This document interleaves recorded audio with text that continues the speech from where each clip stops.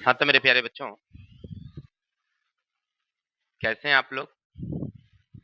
उम्मीद है सब लोग अच्छे होंगे और अपनी पढ़ाई में अभी से ही ध्यान दे रहे होंगे, ताकि रिजल्ट अच्छा हो सके। चलिए, तो हम लोग आज पढ़ने वाले क्या हैं? तो क्लास 10th गोधुली हिंदी का लेसन नंबर 8, जिनका नाम है जीत जीत मैं निरखत हूँ। इनके राइटर कौन है? तो पंडित बिरजू महाराज जी। आज हम ऐसे व्यक्ति के जीवन के बारे में पढ़ेंगे जिन्होंने एक नृत्य करके इस संसार में अपना नाम उजागर किया है। अगर आप ध्यान देंगे तो कोई भी काम बड़ा या छोटा नहीं होता। न्यूनतम से न्यूनतम काम जिसको हम समझते हैं, उसमें भी कुछ लोगों ने ऐसा नाम कमाया कि भारत रत्न तक पा लिया। भले बिरजू महाराज जी को भारत रत्न नहीं मिला है, पता नहीं आगे मिलेंगे या ना मिलेंगे, लेकिन आपने सुना होगा अनुराधा पौडवाल, लता मंगेशकर, वो क्या थी? एक गायिका थी। आज के समय में कोई लड़कियां गाए तो हम लोग समझते हैं कि कैसी अभद्र है, लेकिन उन्होंने एक गाने के बल पर भारत रत्न हासिल कर ली, लता मंगेशकर जी। बिरजू महाराज नाचने का काम करते हैं। आज हमारे यहाँ कोई नाचने के काम करे तो लोग उसको घृणा की दृष्टि से देखते हैं।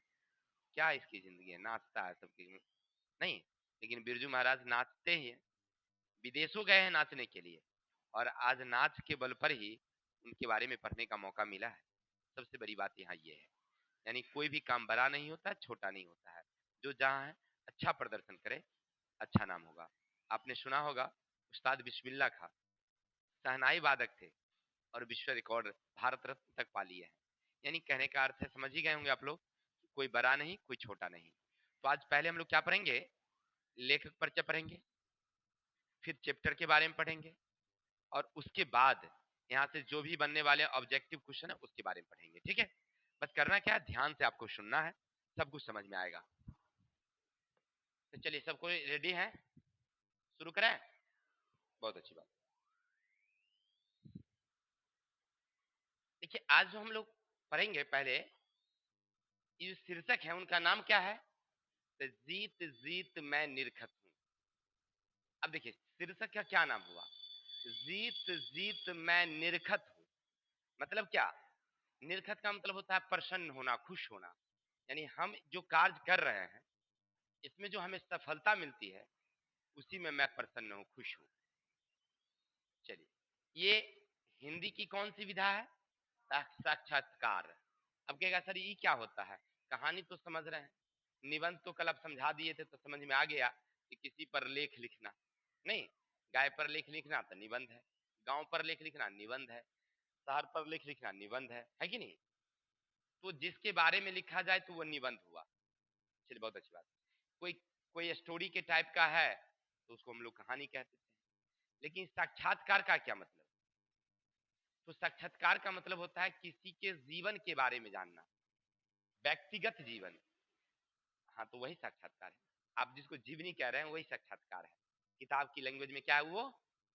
आप जीवनी भी कह सकते हैं, कोई दिक्कत नहीं है। जैसे हमारे जीवन के बारे में पर्सनली आप कुछ लिख रहे हैं तो वो क्या है? साक्षात्कार है। ठीक है? इसी तरह से महात्मा गांधी के बारे में, पंडित जवाहरलाल नेहरू के बारे में आप लिखते हैं तो वो जीवनी है, वही साक्षात्कार है। ठीक है? तो यहाँ पंडित बिरजू महाराज खुद अपने बारे में लिख रहे हैं, अर्थात यह क्या है? एक तरह का साक्षात्कार है। इतना समझ में आ गई? अब आगे आपसे पूछा जाएगा कि बिरजू महाराज जो थे वो क्या थे? तो याद रखेंगे, एक कथक नृत्य करने वाले नर्तक थे। नृत्यांगना नहीं, नर्तक। नृत्यांगना का मतलब होता है कि कोई लड़की जब नाचती है तो नृत्यांगना होती है। यहाँ लेखक साहब यानी बिरजू महाराज लड़का है, वो खुद नाचते हैं, यानी नर्तक है। और कौन सा नाच करते थे? कथक नृत्य। भले कथक नृत्य हम लोग आज देखना ज्यादा पसंद नहीं करते हैं, लेकिन कोई धार्मिक कार्य होती है तो उसमें लोग ज्यादा कथक नृत्य करते हैं। एक नंबर। दूसरा नंबर, अगर केरल के राज्य में जाएंगे, अभी भी लोग कथक नृत्य पसंद करते हैं, जिसका धुन रहता है ता धिक धिक ता धिन, है ना? तो ऐसे वाले जो नृत्य होते हैं ना, ये क्या कहलाते हैं? कथक नृत्य कहलाते हैं। ठीक है, चलिए बहुत अच्छी बात है। अब थोड़ा सा देखेंगे हम लोग, क्योंकि देखिए लेखक परिचय यहाँ है नहीं, लेखक साहब तो खुद लिख रहे हैं। ये कहानी आई कैसे? तो समझिए इस तरह से कि उन्हीं का एक शिष्या है, शिष्या, जो एक कुर्सी में, याद रखेंगे, एक कुर्सी में बैठी हुई है।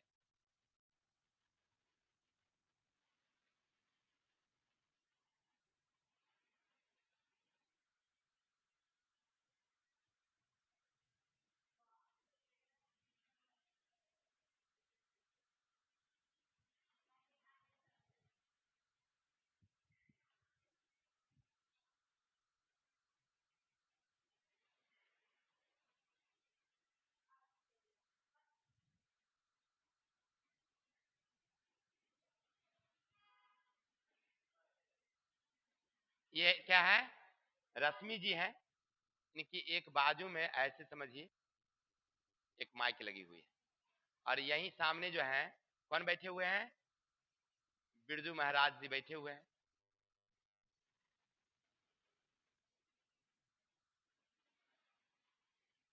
इसमें कौन बैठे हुए हैं? बिरजू महाराज जी।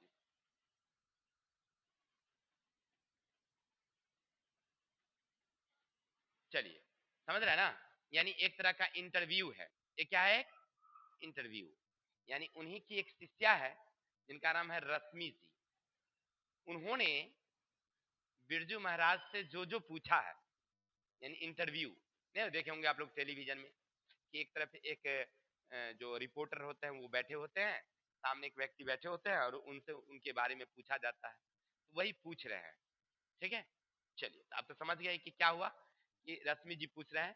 सबसे पहले पूछते हैं बिरजू महाराज जी से कि आपका जन्म कब हुआ, कहाँ हुआ। ठीक है, तो अपने जन्म के बारे में क्या बतलाते हैं? कहते कि मेरा जन्म 4 फरवरी 1938, 4 फरवरी 1938 को लखनऊ के जफरीन अस्पताल में हुआ था। 4 फरवरी 1938 लखनऊ के जफरीन अस्पताल में हुआ था। कब? तो बसंत पंचमी से एक दिन पहले शुक्रवार का दिन था, और दिन के 8 बजे में हुआ था। कोई दिक्कत? याद रखिएगा, आप यहां से कई ऑब्जेक्टिव पूछेंगे। बिरजू महाराज का जन्म कब हुआ? 4 फरवरी 1938। कहाँ हुआ? तो लखनऊ में। लखनऊ के किस अस्पताल में? तो जाफरीन अस्पताल में। बसंत पंचमी से एक दिन पहले। कौन दिन? तो शुक्रवार को। कितने बजे? 8 बजे में। इतना ध्यान रखना है आपको, यहाँ से कई ऑब्जेक्टिव बन जाते हैं। चलिए, कहते हैं ये कि मैं परिवार में एक अकेला इकलौता बेटा था, यानी हमसे पहले 3 बड़ी बहन थी, और तीनों का जन्म रामपुर में हुआ था, और मेरा जन्म लखनऊ में हुआ था। यानी हमारे पिताजी जो थे वो भी रामपुर में रहते थे पहले, लगभग 22 वर्ष वहां बिताए थे रामपुर में। रामपुर के नवाब के यहाँ वो नाचने का काम किया करते थे।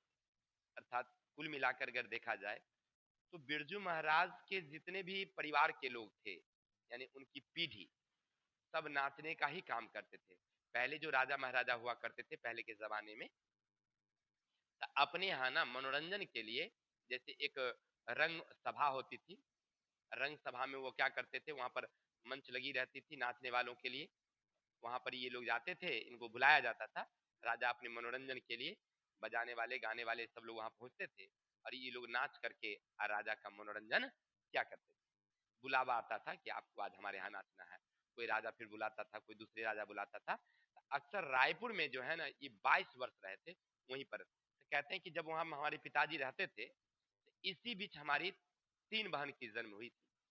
बड़ी बहन हमसे 15 वर्ष बड़ी थी, और छोटी वाली जो सबसे थी वो 8 वर्ष बड़ी थी। तब बड़ी बहन का उम्र कितना ज्यादा? 15 वर्ष बिरजू महाराज से।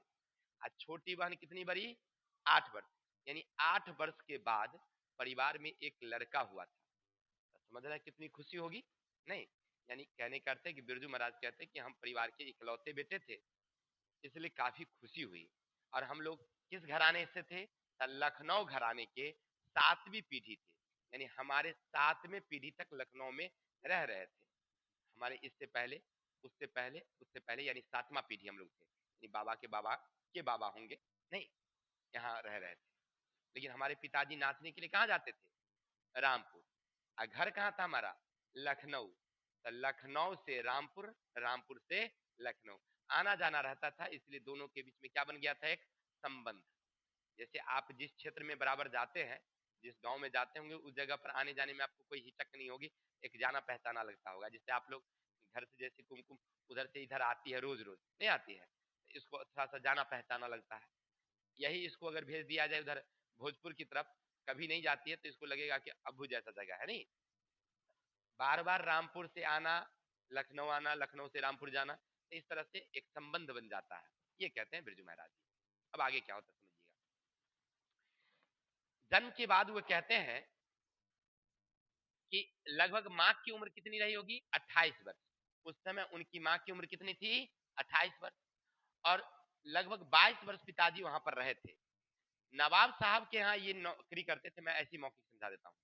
नवाब साहब के यहाँ करते थे क्या? कहते हैं कि हम जब 1.5 वर्ष के थे ना, कौन? बिरजू महाराज जी, तभी ये नाचने का रियाज करने लगे थे, अभ्यास करने लगे थे। क्योंकि पिताजी नाचते थे तो हम भी नाच करने लगे। करते करते ऐसे हम लोग 6 वर्ष के जब हुए, तो हम पिताजी के साथ ना रामपुर के नवाब के यहाँ जाने लगे नाचने के लिए। तो वहां पर ना हमारी नाच को देख करके नवाब साहब बड़ा प्रसन्न हुए, कहे बहुत अच्छा नाचता है ये लड़का, है ना। और हमें तभी से ये रखना शुरू कर लिए। मैंने कहने का अर्थ है कि जब भी पिताजी की वहां पर प्रोग्राम होती थी नवाब साहब के यहाँ, तो हमको बुलाते थे। कहते कि पंडित बिरजू महाराज के बारे में, पिताजी के बारे में कहते थे कि जब तुम आओगे, तुम्हारा बेटा रहेगा नाचेगा तब तुम नाचोगे, नहीं तो नहीं नाचोगे। ठीक है, यानी तुम्हारा बेटा रहेगा तो तुम नाचोगे, नहीं तो तुम नहीं नाचोगे। यानी दोनों को नाचना है तुमको साथ साथ में। यानी कि तुम्हारा बेटा अच्छा नाचता है, राजा को पसंद आ गया थे हम, ऐसे हुए कह रहे हैं बिरजू महाराज जी। और इधर हमारे पिताजी क्या कह रहे थे कि 22 वर्ष से हम वहां रह रहे थे, 22 वर्ष से लगातार नौकरी कर रहे थे, बात पुरानी हो चुकी थी।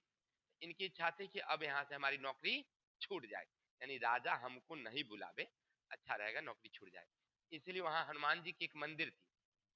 तो हनुमान जी की मंदिर में न रोज मन्नत मांगते थे कि हे हनुमान जी, अगर हमारी नौकरी छूट जाएगी, हम आपको प्रसाद चढ़ाएंगे। क्योंकि ज्यादा दिनों से वो नाच रहे थे, और इनके बेटे को भी अब नाचना पड़ेगा वहां पर, नहीं, क्योंकि राजा को पसंद आ गए थे कौन?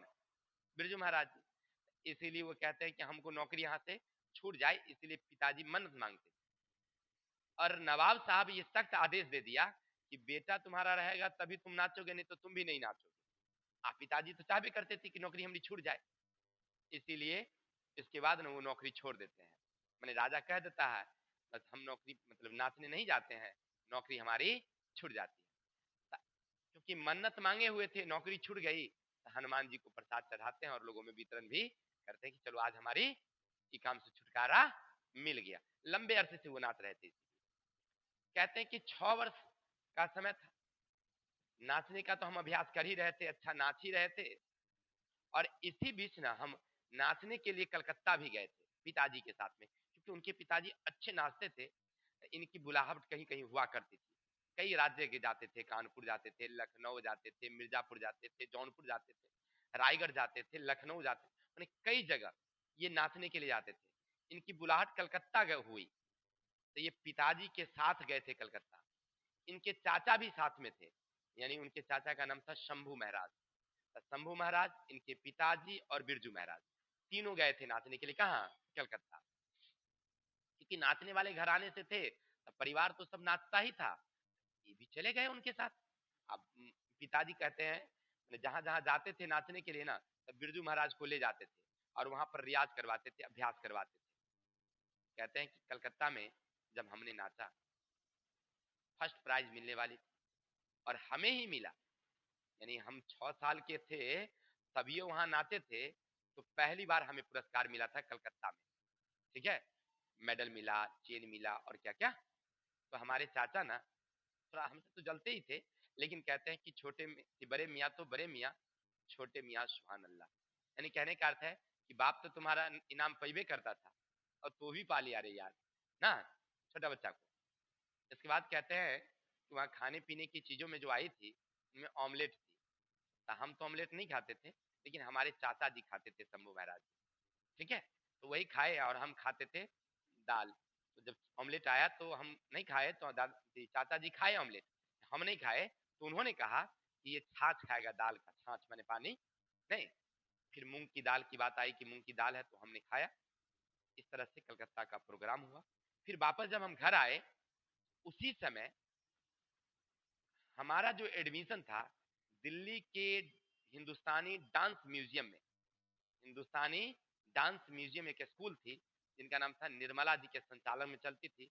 निर्मला जी के स्कूल में हमारा दाखिला करा दिया गया। यानी पिताजी हमको अच्छा डांस करें, इसके लिए हमें कहाँ दाखिला करवाया गया? दिल्ली के हिंदुस्तानी डांस म्यूजियम में। हम वहां चले गए, वहां गए और वहां नाचना शुरू कर दिया। ऐसे बैठेंगे, नाचना शुरू कर दिए। अभ्यास हुई, कथक नृत्य कराया जाता था हमें, रियाज और तरह के कई तरह के नृत्य। कहते हैं वहाँ निर्मला जी थी, कृपलानी जी थी और सारे लोग थे। सब मतलब वहां पर हम लोगों को रियाज कराते थे, अभ्यास कराते थे। सबसे पहली बार जब दिल्ली हम गए थे तो हम वहां पर सीख ही रहे थे। तो एक जुबली टॉकीज है मुंबई थी दिल्ली में, उसी में हमारा पहला बार प्रोग्राम रखा गया। हम तो छोटे थे, 6-7 साल के थे ये थे, और उसमें हम क्या नाचे होंगे हमें तो अच्छी तरह से याद भी नहीं है। अच्छा से तो हम ना ये नाचे होंगे, क्योंकि उतने छोटे थे तो हमको मतलब उतना समझ में भी नहीं आया होगा। लेकिन पहली बार हम वहाँ जो दिल्ली के जुबली टॉकीज थी उसमें हमारा जब प्रोग्राम रखा गया तो हम अच्छे नाचे होंगे, मतलब वहां पर नाचे थे, गए थे ऐसा वो कहते हैं। और उनमें तबला बजाने का काम हमारे पिताजी करते थे। ये सारी कहानी किसको सुना रहे हैं? रश्मि जी को, रश्मि जी को सुना रहे हैं। कि वहां जब हम गए उसके बाद कुछ दिन हुआ वहां सीखे उखे, उसके बाद वापस हम लोग घर आ गए। और इस बीच हम कई जगह प्रोग्राम भी किए थे। प्रोग्राम कर रहे थे, अचानक जो है हम पिताजी के साथ जाते हैं और कहते हैं कि पूरी जिंदगी की घटना जो है ना, समझिए कि 8-9 साल की उम्र में ही हमारी सब कुछ हो गई थी, ठीक है। मैंने हम कई बार इनाम भी पा लिए, वहां पर पुरस्कार भी पाए, सीख भी लिए नाच। और यहाँ पर जब वापस आए घर तो पिताजी के साथ साथ हम लोग कहीं कहीं नाचने के लिए जाते थे। अब एक बार वो 9.5 वर्ष के जब हो चुके थे, अपने पिताजी के साथ नाचने के लिए एक जगह जाते हैं। और अचानक क्या होती है, जगह का नाम होगा हमें याद नहीं है लेकिन बताते हैं आपको।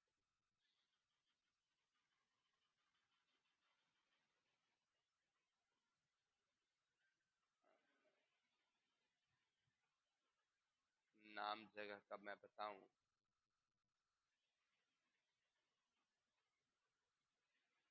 चलिए जो भी आएगा फिर बताएंगे जगह का नाम, हमको ध्यान में नहीं है। तो कहते हैं कि हम पिताजी के साथ नाचने गए थे उस जगह पर। अचानक पिताजी को लू लग जाती है, तेज बुखार हो जाती है। और हम जो है उस समय यानी कि पिताजी नहीं नाच पाते हैं तो उनकी जगह पर हम ही नाचते हैं। पिताजी नहीं नाचते हैं तो हम ही नाचते हैं। और फिर वहां से हम लोग वापस आते हैं घर। लगभग 15-20 दिन बीत जाता है। पिताजी की तबीयत खराब होने लगती है, ज्यादा बिगड़ने लगती है, धीरे धीरे कमजोरी। पिताजी इक्का पर चढ़ते हैं, इक्का माने समझ रहे हैं, टमटम। और जाकर के आस पड़ोस के जो लोग चौक चौराहे पर जो उनके मित्र थे, जो उनको पसंद करते थे, उन सब से जाकर के मिल आते हैं। कुछ लोग इनको देखने के लिए, क्योंकि बहुत सारे लोग इनको बहुत पसंद भी करते थे, तब इनसे मिलने के लिए आ जाते हैं। और 9.5 वर्ष की उम्र जब होती है तो हमारे पिताजी की मृत्यु हो जाती है। मैंने बिरजू महाराज का उम्र उस समय कितना था? 9.5 वर्ष। और इसी बीच उनके पिताजी की मृत्यु हो जाती है। कहते हैं पिताजी की मृत्यु के बाद घर की स्थिति तो इतनी दयनीय हो गई, हम क्या बताएं, पूरी जिंदगी ही बर्बाद हो गई। तो बिरजू महाराज क्या कहे कि लगभग 9.5 वर्ष की उम्र में हमारे पिताजी की मृत्यु हो जाती है। और पिताजी के मरने के बाद घर में तो इतना दुख होता है, क्या बताएं। उनके 10वीं और 13वीं करने के लिए भी घर में पैसे नहीं थे। जो भी पैसे थे तो पहले ही तो इलाज में खर्च हो चुका था। और घर की स्थिति काफी दयनीय है। और इधर हमारे जो चाचा जी थे वो खाने पीने में तो बड़ा शौकीन थे ही, तो कर्ज ले ले करके खा रहे थे, कर्ज ले करके खाते और गाली, इसका मतलब पीते भी होंगे कुछ, क्या खाने पीने में तो शौकीन थे तब पीते भी होंगे, तो पीते भी थे और खाते भी थे और कर्ज ले ले करके, ताकि कर्ज अपना रहेगा रहेगा, और गाली गलौज परिवार के सभी लोगों को भर भर देते थे। कहते हैं उसी समय उनके दो बेटे की भी मृत्यु हुई थी, पिताजी मरे थे तभी सभी उसी समय की बात है। मैंने बिरजू महाराज के चाचा शंभू महाराज के दो बेटों की मृत्यु भी उसी समय हुई थी। लेकिन जो भी है, पिताजी के मरने के बाद हमारी स्थिति दयनीय हो गई। शंभू महाराज यानी चाचा जी चले गए मुंबई, और मुंबई जाकर के वहाँ कुछ पहले थिएटर में काम किए, बाद में सिनेमा में काम करने लगे, लगभग 40 वर्षों तक वहीं रह गए हुए। ठीक है, शंभू महाराज जी अब चले गए कहाँ, मुंबई। पिताजी भी खत्म, बच गए बिरजू महाराज जी घर पर 9.5 वर्ष का लड़का। अब कह रहे हैं कि इस समय तो कोई प्रोग्राम हुआ ही नहीं, कोई मतलब हमको तो कोई काम मिलता ही नहीं था कहीं, जो प्रोग्राम नाच होता था, क्योंकि पिताजी अब रहे नहीं, तब मुझे कोई बुलाता ही नहीं था। हम अपनी माँ को लेकर के इस समय मुजफ्फरपुर भी गए, फिर वहां से नेपाल भी गए, ठीक है, लेकिन कोई काम नहीं। लेकिन इसी बीच, क्योंकि उनके पिताजी का श्राद्ध कर्म करना भी था, पैसे नहीं है, कहाँ से आए पैसे, तो कहते हैं कि हम इस बीच न दो प्रोग्राम किए, एक कानपुर में और एक किए देहरादून में, कानपुर और देहरादून में इसी 10 दिन के बीच में। तो जाकर के मुझे 500 रुपया मिला इन दोनों प्रोग्राम से। तो पिताजी के 10वीं और 13वीं हम किए। देखिए कितनी दुखद की बात है कि लड़का अकेला होगा, हमारे हिंदू समाज के अनुसार से अग्नि तो वही दिया होगा, मुखाग्नि नहीं, फिर भी उनको काम करने के लिए जाना पड़ा है कि उस श्राद्ध कर्म के लिए पैसे नहीं थे। ये स्थिति थी शंभू महाराज थी बिरजू महाराज जी की। चलिए जो भी था, इसके बाद क्या होता है कि इसी तरह से हमारा जिंदगी चल रही थी, पैसे का कोई उपाय नहीं था। कोई अगर 10 20 50 दे भी देता तो मुझे लगता कि बहुत अच्छी बातें हैं। तो मैंने क्या किया, उस समय हमने 25-25 रुपया का 2 ट्यूशन पढ़ाना शुरू किया। ट्यूशन में क्या, नाच सिखाते थे बच्चों का, क्योंकि नाचते थे तो नाचने का ही सिखाएंगे, पढ़े लिखे तो थे नहीं, तो ये नाचने का काम सिखाते थे। 2 बच्चों को जाते थे सिखाने के लिए, और घर से काफी दूर जाना होता था, रास्ते में कब्रगाह भी थी, तो उस रास्ते से जाते थे तो उनको डर भी लगता था पैदल जाना आने में, ठीक है ना, लेकिन फिर भी पैदल जाते थे। कहते थे कि अगर मैं रोज रिक्शे से जाता ना तो 50 रुपया तो रिक्शे भाड़ा लग जाता, अब 50 रुपया का ट्यूशने पढ़ाते थे महीने का। अगर नागा हो जाए तो कट जाता था उसका अलग, जिस दिन नागा हो जाती थी ना उसका पैसा कटता था अलग। तो इसलिए कहते थे कि मैं पैदल ही चला जाता था, क्योंकि पैसे तो थे नहीं मेरे पास। तब 25-25 के 2 ट्यूशन पढ़ाते थे 2 बच्चों को। फिर एक व्यक्ति मिला मुझे, और हम उनको डांस सिखाते थे तो वो मुझे पढ़ाते थे। इसी तरह से हमने किसी तरह से पढ़ा, लेकिन मैट्रिक की परीक्षा दिए तो फेल कर गए, क्योंकि हमने तो अच्छा से पढ़ा ही नहीं। घर में घर गृहस्थी देखना था, पैसों कमाना था, नाच भी करना था, तो ऐसी स्थिति में पढ़ाई तो हो नहीं पाई, तो मैं फेल कर गया परीक्षा में। चलो जो भी था, किसी तरह से हमारी जिंदगी गुजर रही थी। अब क्या होता है कि मैं ऐसे ही बैठा हुआ था, चल रहा था जिंदगी अपने। पूछते हैं, कहते हैं कि उसी समय क्या होता है कि वही हिंदुस्तानी डांस म्यूजियम की जो एक निर्मला जी जो हमको लेके गई थी पहली बार, बाद में कृपलानी जी आते हैं और पता लगाते हैं कि हमने जो बच्चा को पढ़ाया था कि कुछ कर उ रहा है, कैसे आवारागर्दी करता है, पता लगाते हैं। जब आए लखनऊ किसी प्रोग्राम से कि कोई काम से, तो सोचे कि चल तनका मिल लेते हैं लड़का से क्या। तो जब आते हैं तब पता चलता है कि ऐसे बैठे हुए हैं, अपनी सारी दुखद घटना जीवन की सुनाते हैं। क्योंकि जब गए थे तब तो पिताजी थे, फिर पढ़ाई लिखाई बंद हो गई तो शिक्षक को क्या मालूम। आते हैं तो देखते हैं पूरी जिंदगी तबाह है। बिरजू महाराज जी की माँ से उनसे बात होती है, तो कहते हैं बैठा हुआ है, कोई प्रोग्राम भी नहीं मिल रहा अब, तो ऐसे ही बैठा रहता है, किसी तरह से अपना जिंदगी चल रही है। तो निर्मला जी, ये कृपलानी जी को थोड़ा सा दया आती है और उन्हें ले जाते हैं फिर से कहाँ, वही, और उसका नाम हो जाता है संगीत भारती। जो हिंदुस्तानी डांस म्यूजियम स्कूल था, उसका नाम अब चेंज करके क्या कर दिया गया था, संगीत भारती। तो अब संगीत भारती में इनको नौकरी दे दिया जाता है कि भाई आप यहाँ बच्चों को सिखाइए, पढ़ाइए। जैसे नहीं होता है, जैसे हम प्राइवेट स्कूल खोले हुए हैं तो आप लोग पढ़ रहे हैं, तो अब जब बड़े हो जाएंगे तब कहेंगे तुम में से कोई एक बच्चा पढ़ाओ हमारे यहाँ, क्या हमें शिक्षक की जरूरत है, तो तुम सीख ही गया है तो पढ़ाओ। तो इसी तरह से उन्हें पढ़ाने का उन्हें नौकरी मिली। लगभग 250 रुपये का। उस समय कितना मिलता था इनको? 250 रुपया महीना। अब वहां पर दिनचर्या के बारे में पूछा जाता है कि आप वहां पर क्या क्या करते थे। तो कहते देखिए, मैं वहां पर जो संगीत भारती में जब रहता था, तो रश्मि जी पूछ रहे हैं इनसे कि वहां पर आप क्या क्या करते थे। तो कहते क्या बताएं हम, वहां पर जब हम रहते थे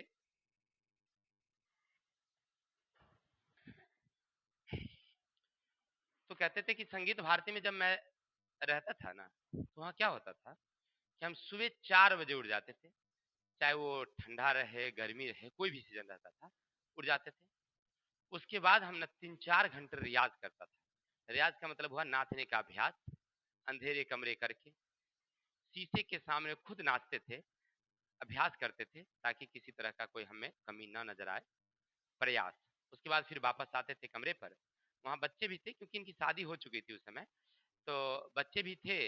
और बच्चे के साथ वहाँ पर रहते थे, तो परिवार में फिर तैयार होते थे फटाफट 9 बजे तक, यानी 8 बजे, सुबह 4 बजे गए और 8 बजे तक वापस आते थे। तो ये बीच का 4 घंटा जो है वो समझिए तक रियाजे करते थे, अभ्यास करते थे वहीं।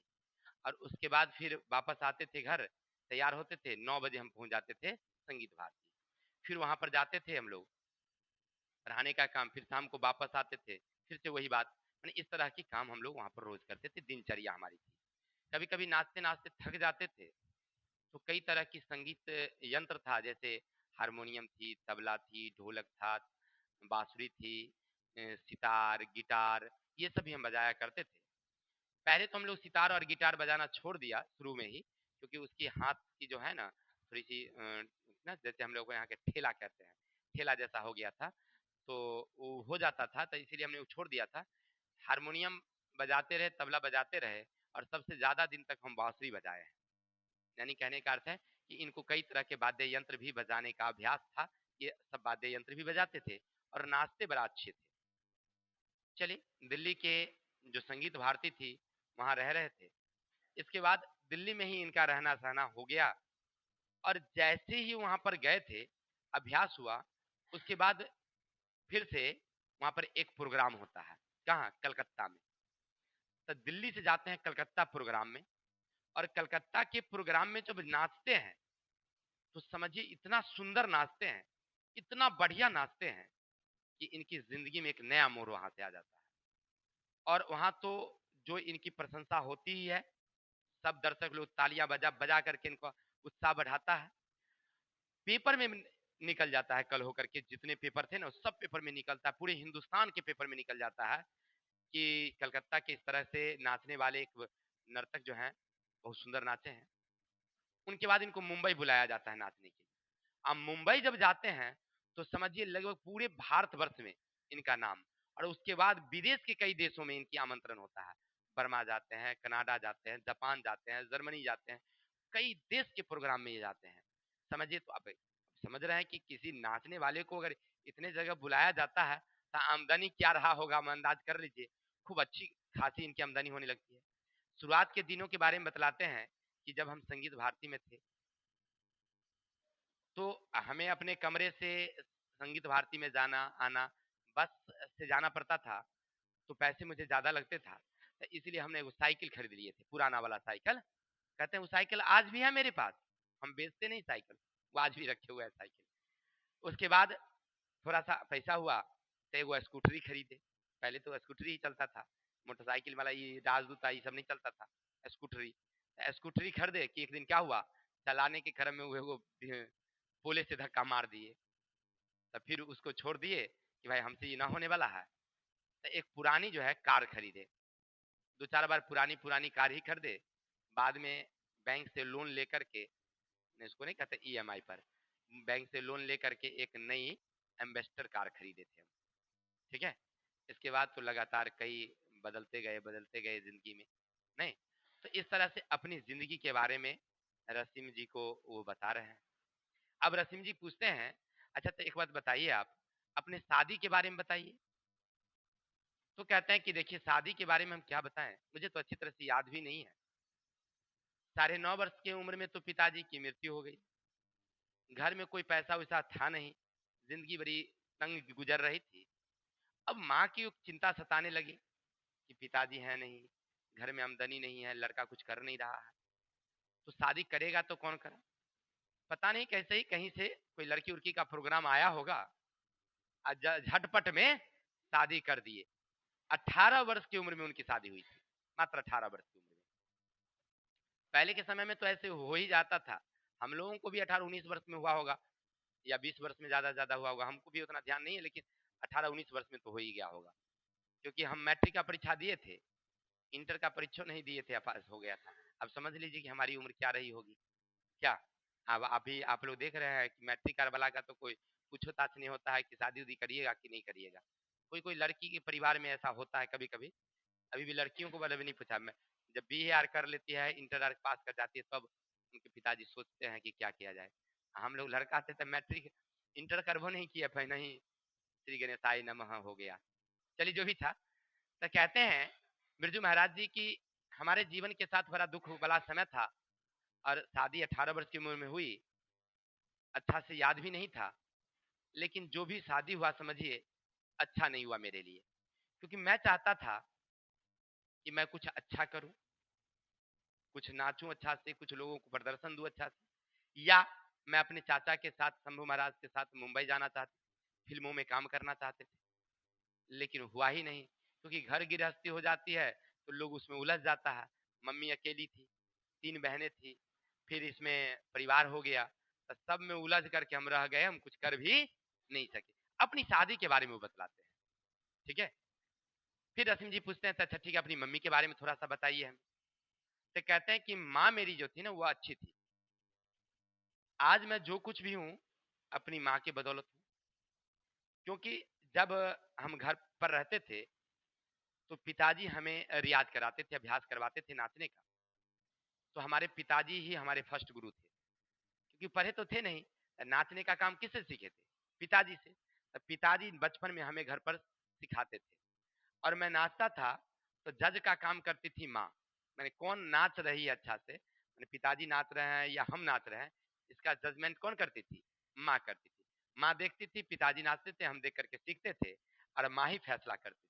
या कभी भी हम अकेले नाचते थे तब भी माँ हमको देख करके बतलाती थी। हम माँ से पूछते थे, मम्मी पिताजी जैसे नाचते थे, जैसे पिताजी थे वैसे हम हैं कि नहीं है? तब मम्मी कहती थी हाँ, तुम बिल्कुल अपने पिता जैसे, वैसे तुम्हारे बाल हैं, वैसे तुम्हारी शरीर है, वैसी लंबाई, वैसे बैठने का ढंग, कपड़ा पहनने का ढंग, नाचने का ढंग, सब कुछ तुम्हारे पिता वाला है। ये हमें माँ कहती थी। तो हमें हौसला होता था कि पिताजी जैसे अच्छा करते थे हम भी अच्छा करेंगे, है कि नहीं? इस तरह से। इसके अलावा माँ भी हमें कभी कभी कोई कोई नृत्य सिखाती थी। माँ भी हमें, क्योंकि नाचने वाले घराने से थे तो उनकी माँ को भी अभ्यास रहा ही होगा। भले नहीं जाती थी कहीं नाचने के लिए, लेकिन घर में देखते देखते सीखती है ना लोग। तो उस तरह से वो पिताजी को देखी होगी, फिर अपने और सारे लोगों को परिवार में देखी होगी, तो शायद इनको भी आता होगा, तो हमें भी माँ सिखाती थी। तो अपनी माँ को उन्होंने बड़ा अच्छा मानते थे कि हमारी माँ के कारण ही आज हम जो भी हैं सो हैं। यानी माँ उनकी जजमेंट करती थी, जज के रूप में काम करती थी। हो गया। इसके बाद कहते हैं कि पिताजी तो हमको सिखाते ही थे, और जब सीख गए हम अच्छा से, लगभग यानी वही 7-8 साल की उम्र रही होगी हमारी, तब पिताजी कहे कि बउआ थोड़ा सिखा दिए हैं तो गुरु दक्षिणा तो बनता है क्या? जैसे आप लोगों को पढ़ाते हैं, उसमें कुछ मेरा गुरु दक्षिणा होता है, जो आप आज के दौर में फी के रूप में माना जाता है। पहले होता था कि लोग बच्चे लोग गुरु के यहाँ जाते थे, वहाँ पढ़ते थे, और जब लौटने लगते थे तो गुरु दक्षिणा होता था। गुरु जी जो मांग लिए बच्चे सहर्ष दे देते थे, देखे होंगे आप लोग टेलीविजन में। लेकिन अब क्या है कि आर्थिक युग है, तो लोग गुरु दक्षिणा के रूप में क्या देते हैं? फी देते हैं, कि भाई आप फी लेते जाइए। चलिए, तो ये था गुरु दक्षिणा का रूप। तो पिताजी हमें सिखाए थे तो हमें भी गुरु दक्षिणा देना था, और पिताजी मांग भी रहे थे गुरु दक्षिणा दो। तो उस समय 2 बच्चों को सिखा रहे थे, एक तो हम तो थे ही, एक और पड़ोस के बच्चे थे उनको सिखा रहे थे। तो दोनों को एक ही दिन गंडा बांधे थे। अब गंडा क्या होता है भाई? तो एक ओढ़नी जैसा होता है कपड़ा, नाचने वाले को देखिएगा कमर में बांध लेता है, ऐसे करके खोसता है। उसको साफा कहिए चाहे ओढ़नी कहिए, नाचने वाले जो होते हैं देखेंगे नृत्यांगना या जो पुरुष लोग नाचते थे, तो वही को गंडा कहा जाता था, ये कमर में बांधना। पिताजी जो बांधे पहली बार, तो उसका 500 रुपया लिए थे हमरे से, यानी गुरुदक्षिणा कितना? 500। और ये भी कहे थे कि घर वाला पैसा नहीं देना, तोरा कमा के लाना है। कमा के देगा तब हुआ पैसा। तो हम उस समय 2 प्रोग्राम किए, फिर अब प्रोग्राम करके 500 रुपया कमाए। अब 500 रुपया किसको दिए? पिताजी को। तब पिताजी गंडा बांधे हमको, यानी गुरुदक्षिणा के रूप में दिए हमको। तब वो हमको कमर में बांधे कि चलो तुम आज से क्या हो गया, निपुण हो गया नाचने में, नाचने के लायक तुम हो गया, अब जा सकते हो, नाच सकते हो, ठीक है। और पिताजी कहे कि 500 हमारा है, इसमें से किसी को नहीं देंगे क्योंकि गुरुदक्षिणा है। बाद में हमको दिया तब बेटा, पिता का पैसा तो बेटे को होगा फिर ना। तब पिताजी कहे कि ना ना ना ना, ई में नहीं कोई दोस्ती, ये हमारा पर्सनल हुआ, ठीक है ना, ये हम अपना खाएंगे पिएंगे, कि तुमको नहीं देंगे। समझ रहे ना ऐसी बात। तो कहने का अर्थ है कि पिताजी के बारे में बतलाते हैं। फिर वो पूछते हैं अपने शागिर्द के बारे में कि भाई आप जो वहां पर रहते थे, तो मतलब किन किन लोगों से आशा है आपको कि वही अच्छा करेगा? तो कहते हैं कि देखिए हमारे सबसे शागिर्द तो हमारे पिताजी थे, क्योंकि हमारे गुरु थे। जहाँ भी जाते थे नाचने के लिए तो हमें ले जाते थे, हमें सिखाते थे, अच्छी तरह से तालीम देते थे। माने उनको जो भी आता था ना, वो नहीं चाहते थे कि अपने पास हम रखें, सब कुछ हमें दे देना चाहते थे।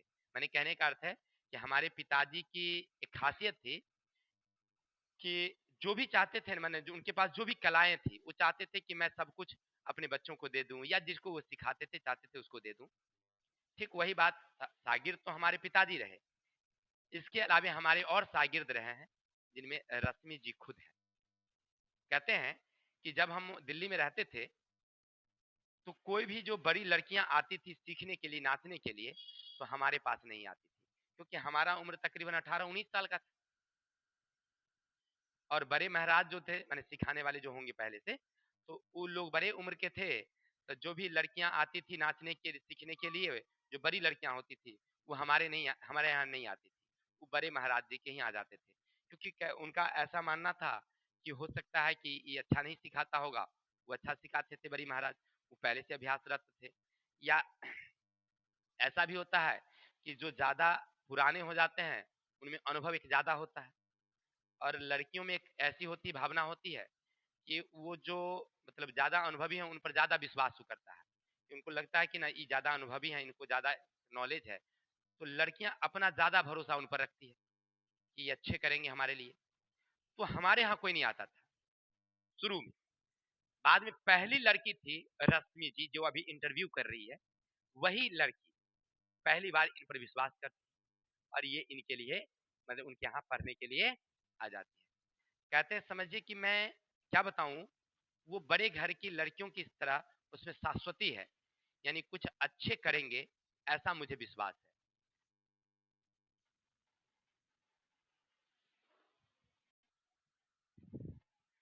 तो रश्मि जी के बारे में कहते हैं कि मेरे मतलब वहां पर हम पहली बार आए, और कहते हैं कि हम आशा रखते हैं कि हमारे जो विद्यार्थी हैं, यानी हमने जिसे पढ़ाया, तो वो आगे बढ़े, ऐसा मेरी इच्छा है। वो कह रहे हैं कौन? बिरजू महाराज। फिर कहते हैं, रश्मि जी उनसे पूछते हैं, अच्छा तो आप अगर नाचे हैं तो आपको तो पुरस्कार उसका मिला होगा? तो हाँ, उन्हें संगीत नाटक अकादमी पुरस्कार पुरस्कार मिला था, संगीत अकादमी नाटक पुरस्कार। तब पूछते हैं कि आपको संगीत नाटक अकादमी पुरस्कार कब मिला? तो कहते हैं कहा ना हमने, जिंदगी में जो भी घटनाएं हुई है बड़ा जल्दी जल्दी, सब कुछ जल्दी जल्दी हो गया। यानी 27 वर्ष की उम्र में ही लगभग हमें पुरस्कार मिल गया था, यानी 27 वर्ष के थे तभी इनको संगीत नाटक अकादमी पुरस्कार मिला था। बहुत बड़ी एक पुरस्कार थी। अभी तो भारत सरकार भी उनको पुरस्कार किया है, यानी नरेंद्र मोदी जी भी पुरस्कार किया है अभी वर्तमान में, ठीक है। और अभी जिंदे हैं, मरे नहीं हैं, ठीक है। तो अरे देखिए ना, 38 हैं, या अभी 2-4 साल में मर गए होंगे वो अलग बात है, किताब जब तक छपाया तब तक नहीं। अब फिलहाल नरेंद्र मोदी जी उनको पुरस्कृत किया है, 4-5 साल पहले की बात है, तो इसका मतलब अभी वो ठीक ठाक होंगे क्या, या एजेड होंगे, या बीच में निकल गए होंगे, तो अलग बात है। आई किताब तो उनसे पूछा जाता है कि आप थोड़ा सा बताइए कि आपको पुरस्कार कब मिला? तो वो कहते हैं कि 27 वर्ष की आयु में। फिर वो पूछते हैं रसीम जी कि अच्छा आप कई बार विदेश गए हैं, कभी जर्मनी गए, कभी हाँ एक बार पिताजी के साथ नाचने के लिए कहाँ गए थे? तो मैनपुरी, याद रखिएगा, मैनपुरी में गए थे, तहीं उनके पिताजी को बुखार लगी थी और वहीं लू लगने के कारण उनकी मृत्यु हुई है, याद रखेंगे। मैनपुरी, मैनपुरी। चलिए आई किताब। तो वो कहते हैं कि अब गए थे अमेरिका, जापान गए हैं, इंग्लैंड गए हैं, कई जगह गए हैं, तो कुछ तो याद आ होगा ना उसके बारे में, तो कुछ 2-4 लाइन बताइए विदेश के बारे में।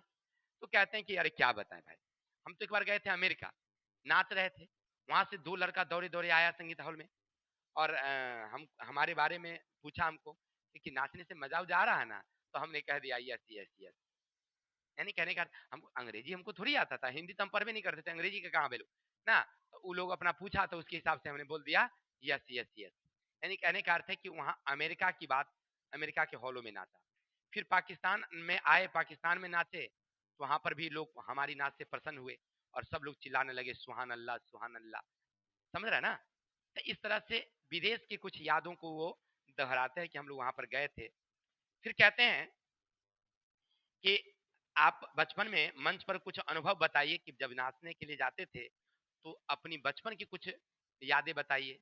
तो कहते हैं कि बचपन की याद के बारे में तो मुझे अच्छा तरह से याद नहीं है कि हम कैसे नाचते थे, लेकिन जो भी था, नाचने के लिए जाते थे तो पहले तो हमें लखनऊ के महाराज हमें बस सॉरी रामपुर के महाराज हमें बहुत पसंद किया। 6 साल की उम्र में ही हमको रख लिए थे कि लड़का नाचता है, हमको इसे दे दो, अच्छा नाचता है, मैंने कि अभी नाच रहा है अच्छा तो धीरे धीरे और अच्छा नाचेगा, तो अभी से हम इसको नचाएंगे अपने यहाँ। इसके बाद हम फिर कई प्रोग्राम करने गए, कई जगह नाचे हैं, बड़े बड़े प्रोग्राम भी गए, अच्छा नाच भी हुआ, और उसके बाद तो हमारी विदेश यात्रा भी हुई है।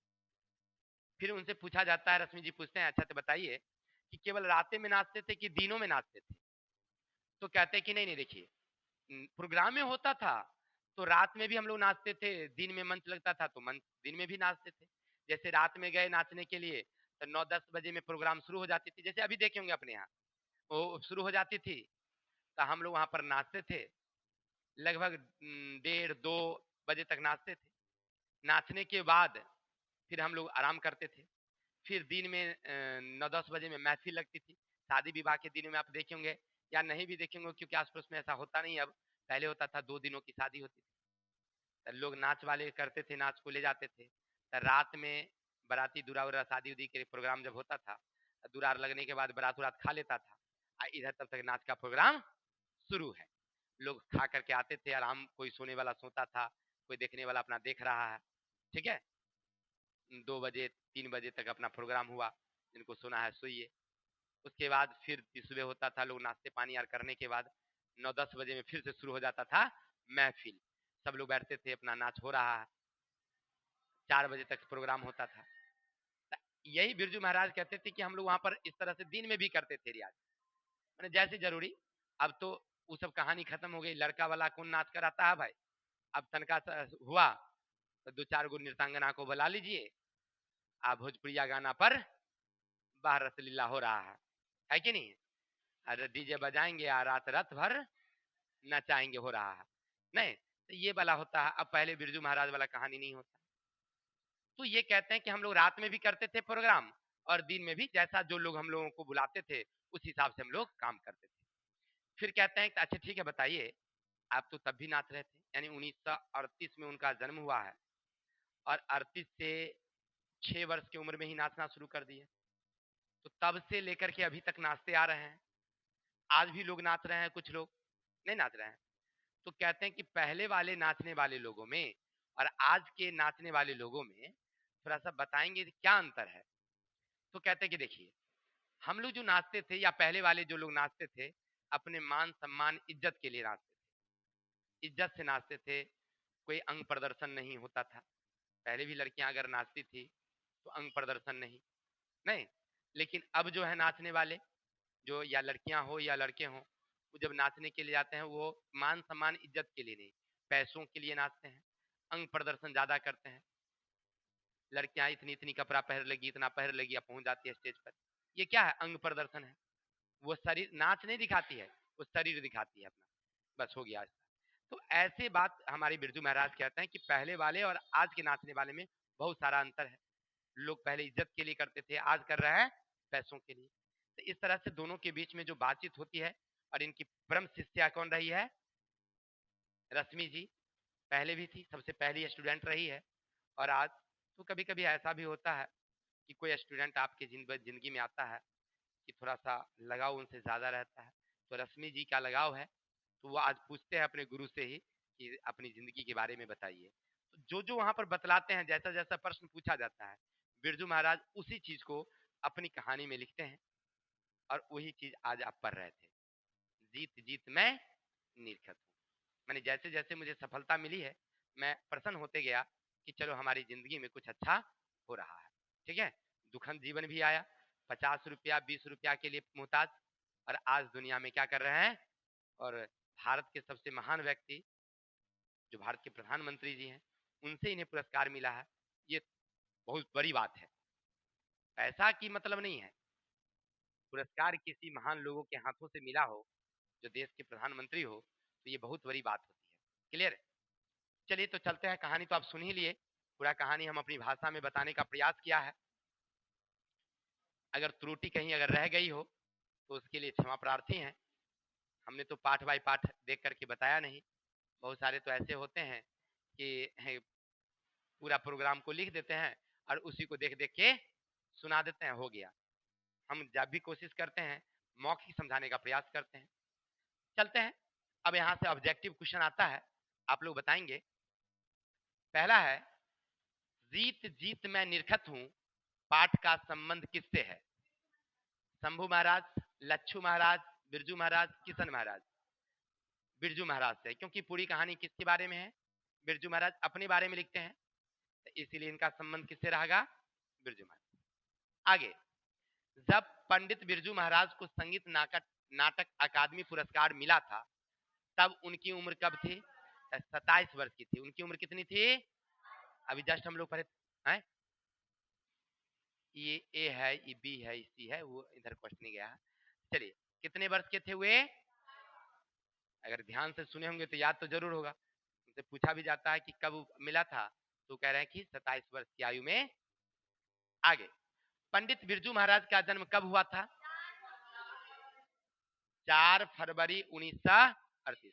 कहाँ हुआ था? लखनऊ के जफरीन अस्पताल, बसंत पंचमी के एक दिन पहले। दिन, हाँ, दिन शुक्रवार और 8 बजे। देखिए हमारे पंडित बिरजू महाराज जी को याद है सब। चलिए, बहुत अच्छी बात है। पंडित बिरजू महाराज का संबंध किस घराने से था? तो लखनऊ घराने। कैवी पीढ़ी थे? 7वीं पीढ़ी। लखनऊ घराने के 7वीं पीढ़ी थे ये, याद रखेंगे। तो आपसे पूछा जाए पंडित बिरजू महाराज का संबंध किस घराने से? तो लखनऊ। कौन भी पीढ़ी? कोई दिक्कत? आंसर जाएगा कौन? ए नंबर। पंडित बिरजू महाराज लखनऊ घराने की किस पीढ़ी? देखिए आ गया, तो कौन भी पीढ़ी थे भाई? 7वीं पीढ़ी थे, याद रखेंगे। किसी को दिक्कत? अब आगे 6 नंबर सुनेंगे। जीत जीत मैं निरखत हूं, किनकी रचना है? बिरजू महाराज की।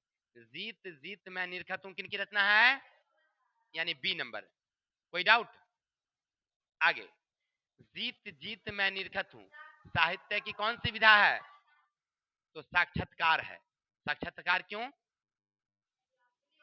हाँ, लेखक साहब अपने बारे में लिख रहे हैं, जीवन के बारे में लिख रहे हैं, इसलिए साक्षात्कार। कोई दिक्कत?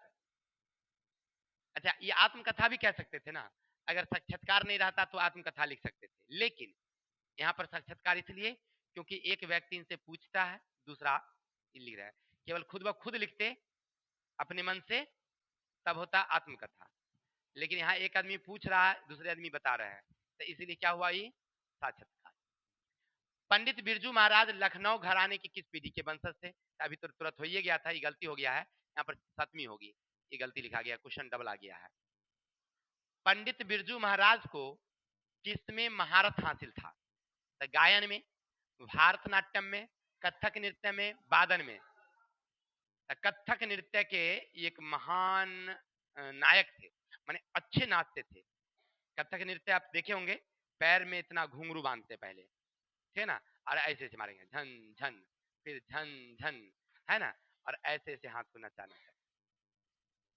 देखे हैं कि नहीं देखे हैं?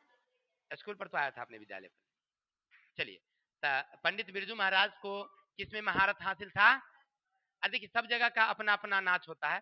जैसे अभी दशहरा चल रहा है, नहीं चल रहा भाई, तो दशहरा में जो राजस्थान है, गुजरात के लोग हैं, उधर दिल्ली वाले लोग हैं, वो लोग डांडिया खेलते हैं, नहीं, दो डंडा लेकर खेलते हैं। क्या अपने यहाँ भी कहीं कहीं शुरू हुआ है, लेकिन अपने यहाँ ना जो मिथिला के लोग हैं, डंडिया नहीं खेलते हैं, वो झझिया खेलते हैं। झझिया अभी कल कल लगा था, यानी 7वीं के दिन, आज 9वीं ना है, तो 7वीं के दिन लगा था वहाँ समस्तीपुर में 1100 लड़कियां झजिया खेली है एक साथ में।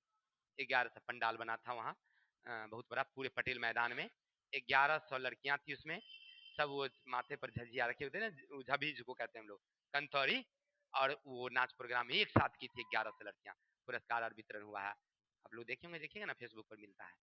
तो कहने का अर्थ है कि ये क्या है, हमारे मिथिला में पहली बार ऐसा प्रदर्शन हुआ था, इतनी लड़कियां एक साथ झजिया में भाग ली थी। तो झजिया हमारे यहाँ होता है, ना कि हमारे यहाँ दंडिया होती है। हम लोग मिथिला के हैं ना, तो हम लोग झजिया खेलते हैं।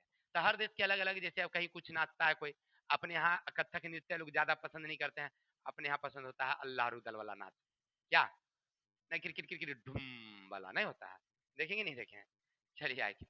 हाँ उसमें ऐसे ही होता है, एगो छुड़की नगारा रहेगा, डिंग डिंग डिंग डिंग डिंग डिंग मारेगा, हमारे बड़का में ठम ठम।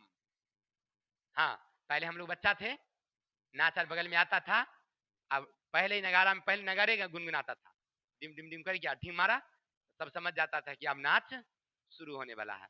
लोग अपने घर से खा पी के जल्दी जल्दी पहुंच जाता था, और उसमें अच्छा पाठ होता था। आइए, कितने वर्ष की आयु में बिरजू महाराज नवाब के यहाँ नाचने जाते थे?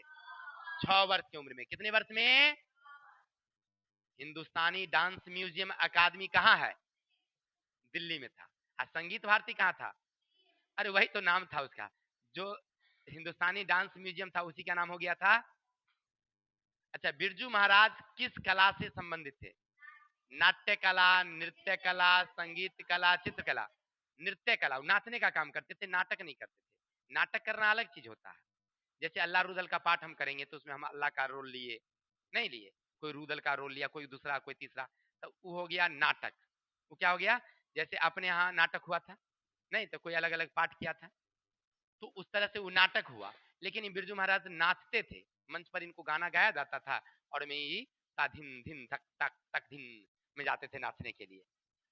आगे, बिरजू महाराज किसके पर्यायवाची बन गए थे? राजस्थानी नृत्य, शास्त्रीय नृत्य, कथक नृत्य और भांगड़ा। तो कथक के पर्यायवाची थे, यानी कथक कहिए चाहे बिरजू महाराज कहिए, ऐसा नाचते थे, समझिए कथक का नाम लोग भूल के बिरजू महाराज पर आ गया था। कौन नाच? कथक नृत्य नहीं, बिरजू महाराज का नाच। अगर कोई पूछता था किसका नाच होगा, कौन नाच होगा, तो बिरजू महाराज का नाम। जैसे अपने यहाँ हुआ था, एक जमाना था, विक्रमपुर गांव जो है, वहां का जो अल्लाह रुदल का नाच था बहुत प्रसिद्ध हुआ था। हमारे बिहार के मुख्यमंत्री थे लालू जी, वो अपने यहाँ प्रोग्राम करवाए थे उसका, इतना प्रसिद्ध हुआ था ये नाच। अल्लाह रुदल का नाच जो करता था यहाँ वाला, विक्रमपुर वाला, इसका प्रोग्राम जो है लालू जी अपने यहाँ पटना में करवाए थे। मैंने इतना प्रसिद्ध हो गया था उस जमाने में, अपने जमाने में। लालू जी का जमाना तब तो खत्म ना हो गया जी, नहीं हुआ, तो इस सब का भी प्रोग्राम का जमाना ही खत्म हो गया। तो उस टाइम में बताइए, यानी कहने का अल्लाह रुदल का नाच नहीं, विक्रमपुर वाला नाच के नाम से प्रसिद्ध हुआ। तो उसी टाइम में कथक नृत्य नहीं, कौन नृत्य? बिरजू महाराज का नृत्य, यानी पर्याय। पर्याय का मतलब कि उसके नाम के बदले। चलिए, पंडित बिरजू महाराज का जन्म हुआ था कहाँ? अच्छा, कब हुआ? शुक्रवार बसंत पंचमी के दिन। शुक्रवार बसंत पंचमी के एक दिन पहले। हाँ यही होगा, यही होगा, मिल गया मिल गया। अब आगे, बिरजू महाराज के बाबूजी हनुमान जी को प्रसाद क्यों मांगे थे? नौकरी मिलने के लिए, नौकरी छूटने के लिए? अच्छा, क्यों मांगे थे? कि बहुत दिन से कर रहे थे, 22 साल से नवाब के यहाँ काम कर रहे थे, एक के जगह नाचते नाचते उनका मन उबिया गया था।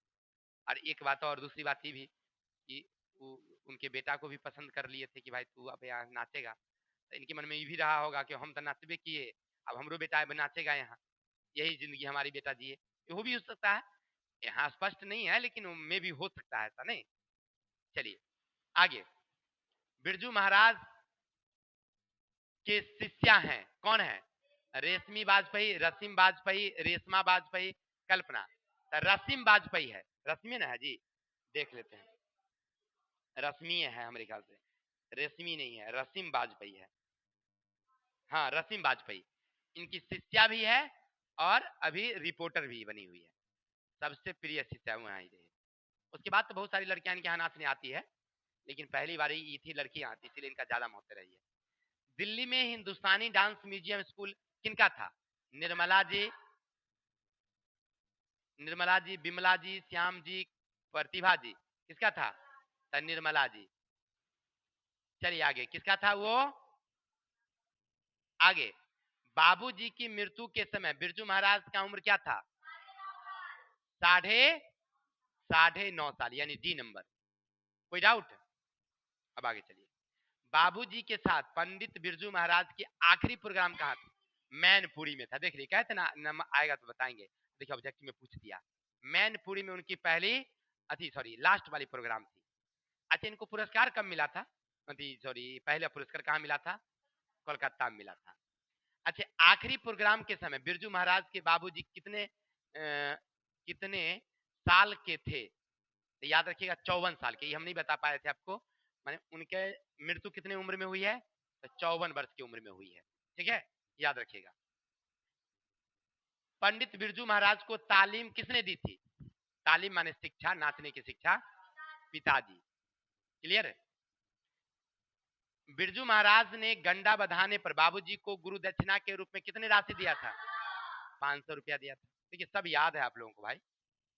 बिरजू महाराज की शादी कितने वर्ष की उम्र में हुई थी? रे भी याद है, 18 वर्ष। बिरजू महाराज के शागिर्द हैं कौन थे? शाश्वती, भानुमति, सरस्वती, स्वाति। तो याद रखिएगा यहाँ पर शाश्वती। क्या लिखेंगे यहाँ पर?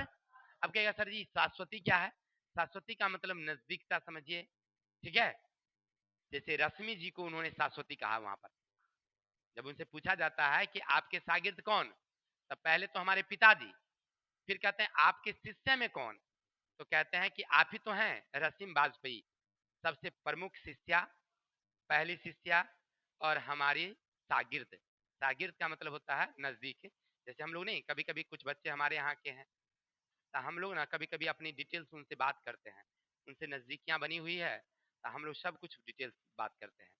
रसीम वाजपेयी जी उनसे बहुत दिनों के साथ रही है, तो उनको कहते हैं कि मैं एक बड़े घराने की तरह उनमें शाश्वत देखता हूँ, शाश्वती देखता हूँ, मैंने क्या, मैंने अच्छाई देखता हूँ।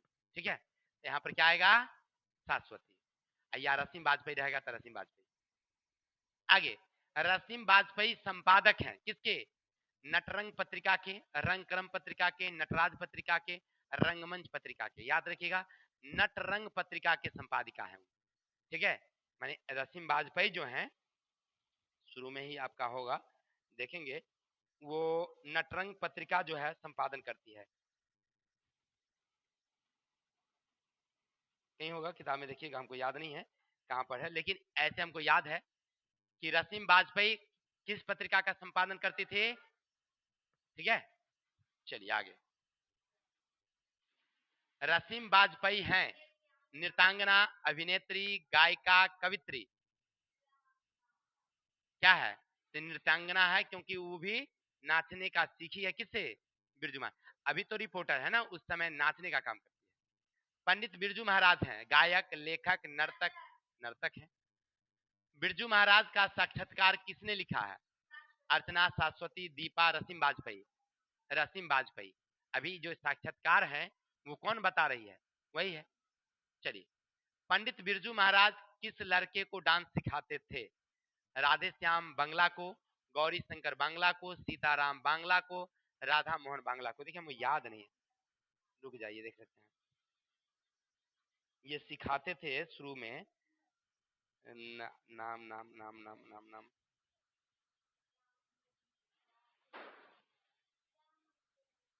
हम्म,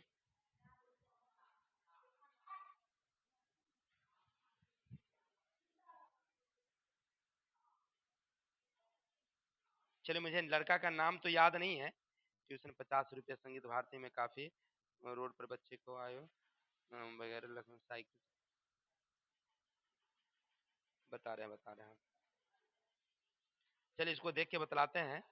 वो सिखाते थे लच्छू महाराज जी थे, मालती माधव पहला क्या जिसने स्टूडेंट मजेदार वगैरह। चलिए बाजी, तो बता रहे थे आपको कि जो 25-25 का ट्यूशन पढ़ाते थे, वहीं पर एक अमीर घराने का लड़का था जिसका नाम था सीताराम बांग्ला। ठीक है, और सीताराम बांग्ला के बारे में वो कहते हैं कि मैं उसे सिखाता था नाच और वो हमको सिखाता था पढ़ने का। ठीक है, और अपने बारे में और भी कहते हैं कि हम मोहल्ले में जा रहते थे कि ज्यादा परिवार तो था नहीं, कम परिवार था, और हमारी दयनीय स्थिति तो ऐसी थी कि कोई कोई हमको कभी कभी बुला करके ना माने हम क्या करते थे, कभी कभी फिल्मी गाना लोगों को सुनाया करते थे, नाचते थे, नाच दिखाया करते थे टोला मोहल्ला में। बिरजू महाराज कहते थे हमारी घर की स्थिति खराब थी, तो कोई लोग प्रसन्न हो जाता था नाच के, तो हमको कुछ कभी खिला देता था कभी बुला करके। या हमारे बगल में एक और थे, जब उनके यहाँ दाल मखनी यार बनता था तो हमको बुला करके खिला देते थे, तो हम बड़ा प्रसन्न होते थे। उस समय हमारी स्थिति की ऐसी थी, पिताजी के मरने के बाद पैसा नहीं था, कोई अगर खिला दे तो अच्छा खिलाता था, तो हमको लगता था कि चलो एक टाइम का खाना तो हो गया, ऐसे कहते हैं। चलिए आइए, तो कौन था उसका नाम? सीताराम बांग्ला, याद रखेंगे कौन था नाम। आगे, इनमें कौन पंडित बिरजू महाराज की शिष्या नहीं थी? अब नहीं कौन थी, तो ये तो आपको कमेंट में लिखना होता है, 30 क्वेश्चन है, तो आप इसमें से अपना देख लेंगे और बताएंगे कि कौन नहीं थी। तो आज के लिए इतने ही, कल मिलेंगे नेक्स्ट वीडियो के साथ। तब तक के लिए हंसते रहिए, मुस्कुराते रहिए, अपने भाई को विदा दीजिए। जय हिंद, जय भारत।